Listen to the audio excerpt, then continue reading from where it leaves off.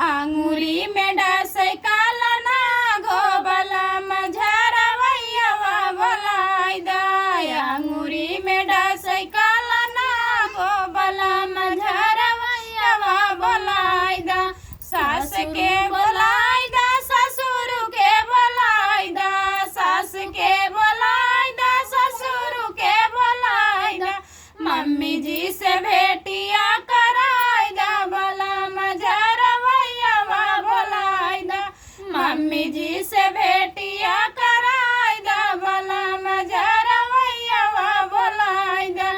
आंगुरी में डसै काला ना गोबला मझरवैया बोलाई दा आंगुरी में डसै काला ना गोबला मझरवैया बोलाई दा जेठ के बोलाई दा जेठाऊ जे बोलाई दा जेठ के बोलाई दा जेठानी के बोलाई दा भाभी जी से भेटिया कराई दा भला मझरवैया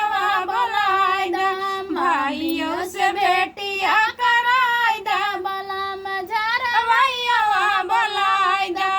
आंगुरी में डसै काला ना गोबला मझरवैया बोलाई दा आंगुरी में डसै काला ना गोबला मझरवैया बोलाई दा देवर के बोलाई दा ननद के बोलाई दा देवर के बोलाई दा ननद के बोलाई दा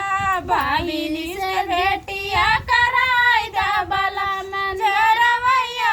बोलाई दा भाभी जी से भेटिया कराई दा भला मझरवैया